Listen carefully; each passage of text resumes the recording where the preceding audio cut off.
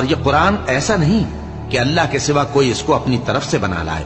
ہاں، یہ اللہ کا کلام ہے، جو کتابیں اس سے پہلے کی ہیں ان کی تصدیق کرتا ہے، اور انہی کتابوں کی اس میں تفصیل ہے۔